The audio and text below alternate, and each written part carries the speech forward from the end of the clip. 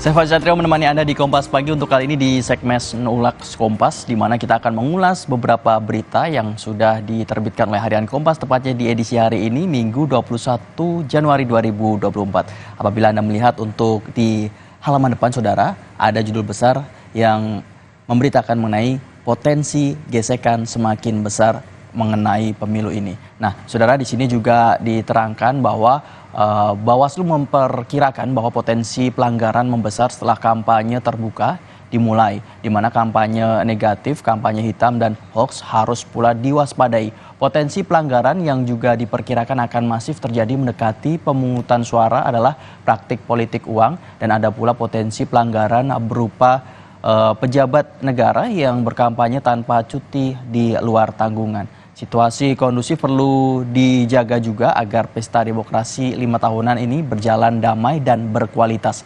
Berdasarkan jadwal dan tahapan yang disusun oleh Komisi Pemilihan Umum atau KPU, kampanye rapat umum digelar 21 hari, yakni pada 21 Januari hingga 7 Februari 2024. Nah, ini KPU juga telah mengatur jadwal kampanye terbuka dalam 3 zonasi untuk mencegah persinggungan antar kandidat.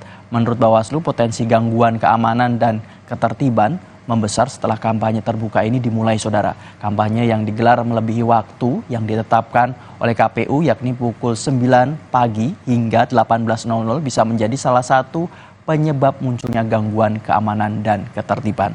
Selain berita tadi, saudara, di Harian Kompas sendiri juga menerangkan bahwa di sini ada foto di mana ini merupakan peringatan hari lahir Muslimat NU.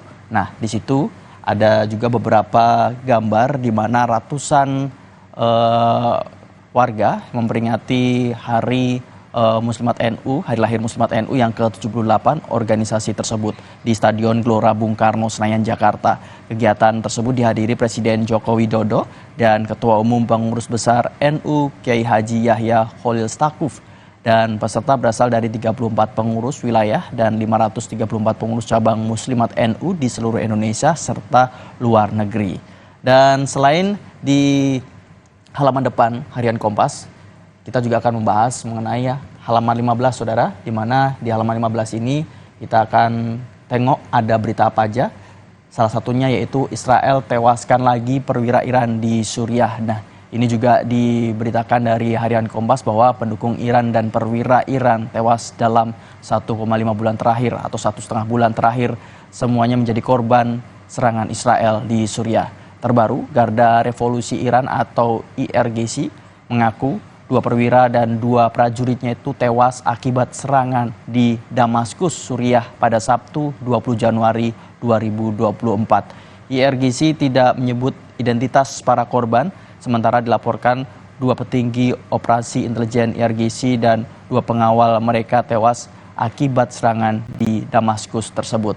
Nah, saudara, apabila Anda ingin membaca lebih lengkapnya untuk Harian Kompas yang terbit pada hari Minggu kali ini, tepatnya pada tanggal 21 Januari 2024, Anda bisa langsung membacanya di Harian Kompas atau juga Anda bisa langsung membaca di kompas.id.